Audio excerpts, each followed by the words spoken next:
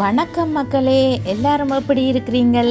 இன்றைக்கு ஒரு டெசர்ட் ரெசிபியோடு வந்திருக்கிறேன். 2 இன்க்ரீடியன்ஸை வச்சு நல்ல சுவையான டெசர்ட் எப்படி செய்கிறேன்னு சொல்லி பார்ப்போம் வாங்க. ஸ்ட்ராபெரி ஜெல்லி எடுத்து வச்சிருக்கிறேன். 135 கிராம் இருக்குது.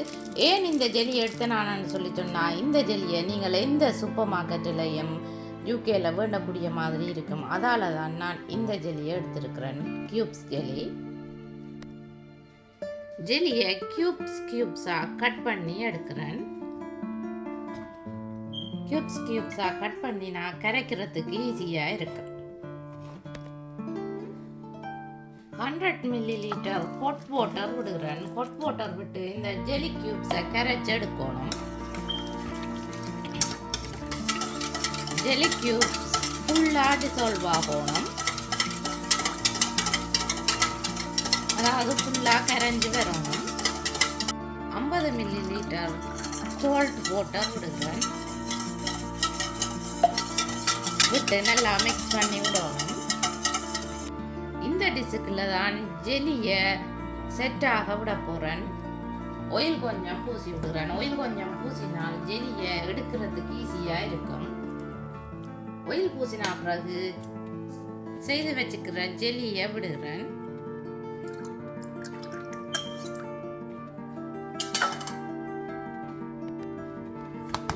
மூடியால மூடி 2 hours அல்லது 3 hours ஃப்ரிட்ஜுக்குள்ள வச்சு எடுக்கணும்.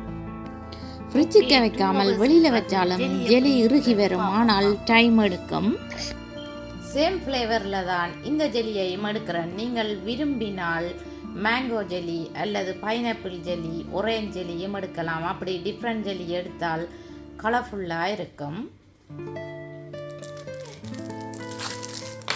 இந்த ஜெல்லியையும் கியூப்ஸாக கட் பண்ணி எடுக்கிறேன்.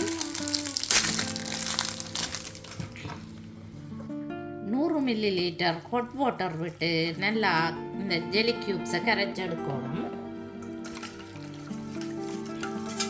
ஜெல்லியை மிக்ஸ் பண்ணி எடுத்துட்டேன்.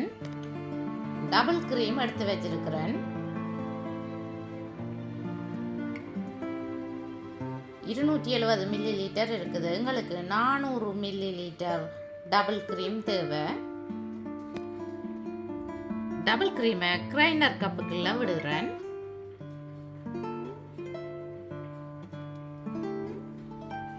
டபுள் க்ரீமை பீட் பண்ணி எடுக்கணும். இந்த டபுள் க்ரீமோட சேர்த்து நீங்கள் ஜெல்லியையும் மிக்ஸ் பண்ண விடலாம். நான் இந்த டபுள் க்ரீமை 2-3 சுத்த விட்டா பிறகு தான் ஜெல்லியை ஆட் பண்ணுறேன். டபுள் க்ரீமை கொஞ்ச நேரம் பீட் பண்ணினா பிறகு கரைச்சி வச்சிருக்கிற ஜெல்லியை விடணும். ஜெல்லியும் டபுள் க்ரீமும் நல்லா மிக்ஸ் பண்ணக்கூடிய மாதிரி பீட் பண்ணி எடுக்கணும். டபுள் க்ரீம் ஓரளவு பீட் பண்ணப்பட்ட பிறகு ஜெல்லியை போட்டு மிக்ஸ் பண்ணினால் இந்த டெசர்ட் குயிக்காக சர்வ் பண்ணக்கூடிய நிலைக்கு வந்துடும். அதால தான் டபுள் க்ரீமை நான் முதல் போட்டு பீட் பண்ணினான். ஃப்ரிட்ஜுக்கு இருந்து எடுத்த ஜெல்லி எப்படி வந்திருக்குதுன்னு பாருங்க. இந்த ஜெல்லியை நாங்கள் கியூப்ஸாக வெட்டி எடுக்கணும்.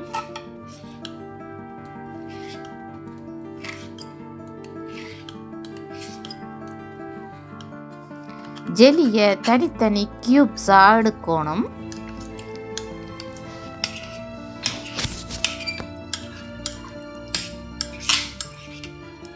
ஜெல்லியை இப்படி கியூப்ஸாக வெட்டி எடுக்கணும். அதுக்கு ஜெல்லி கொஞ்சம் திக்காக இருக்கணுமென்றதால தான் அந்த ஜெல்லியை கரைக்கல அதுக்கு பின்னால் இருக்கிற இன்ஸ்ட்ரக்ஷனை விட குறைய தண்ணி விட்டேன். நான் ஜெல்லி கியூப்ஸ் எப்படி வந்திருக்குதுன்னு பார்த்தீங்களா?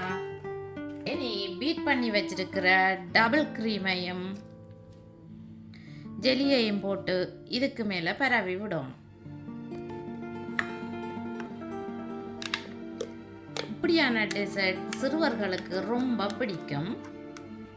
இப்போ நல்லா அழுத்தி பரவிட்டேன். இனி ஃப்ரிட்ஜுக்குள்ள 2 or 3 hours வச்செடுக்கணும். அப்போதான் இந்த டெசர்ட் செட் ஆகும். அதாவது சர்வ் பண்ணக்கூடிய மாதிரி இருக்கும். வெளியிலையும் வைக்கலாம். ஃப்ரிட்ஜுக்கு வச்சா குயிக்காக இந்த டெசர்ட் சர்வ் பண்ணக்கூடிய மாதிரி இருக்கும். வெளியில் வச்சிங்கன்னு சொல்லி சொன்னால் டைம் எடுக்கும். மீண்டும் 2 hours பிறகு இந்த ஜெல்லி எப்படி இருக்குதுன்னு பார்ப்போம். இப்போ 2 hours ஆச்சுது. ஜெலி மூஸ் எப்படி வந்திருக்குதுன்னு பார்ப்போம். எப்படி செட் ஆகி கையால தொட்டு பார்க்கல கையில ஸ்டிக் பண்ணாத மாதிரி இருக்கணும். இப்போ பார்த்தீங்களா ரெடி ஆகிட்டுது. இந்த ஜெலி மூஸின்ற ஓரங்களை கத்தியால் வெட்டி விட்டுட்டு அப்சைட் டவுன் ஆக்கணும். அப்பத்தான் இந்த ஜெலி மூஸ் பார்க்க வடிவாக இருக்கும். ஜெலின்ற ஓரங்களை வெட்டி விட்டுட்டு இப்படி எடுத்துருக்குறேன். வாவ், பார்த்தீங்களா எப்படி வந்திருக்குதுண்டு. நல்லா கலர்ஃபுல்லாகவும் இருக்குது. ஓகே, இப்போ கட் பண்ணி எடுப்போம்.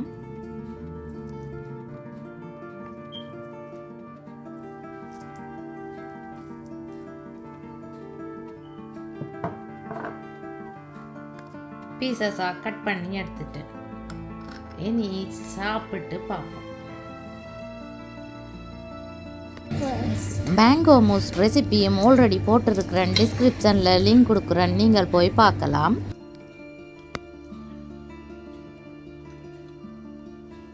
வாவ், ரொம்ப ரொம்ப சூப்பராக இருக்குது. இந்த ரெசிபியை நீங்களும் ட்ரை பண்ணி பார்த்து எப்படி வந்தான்னு சொல்லி ப்ளீஸ் மறக்காமல் எனக்கு கமெண்ட் போடுங்க.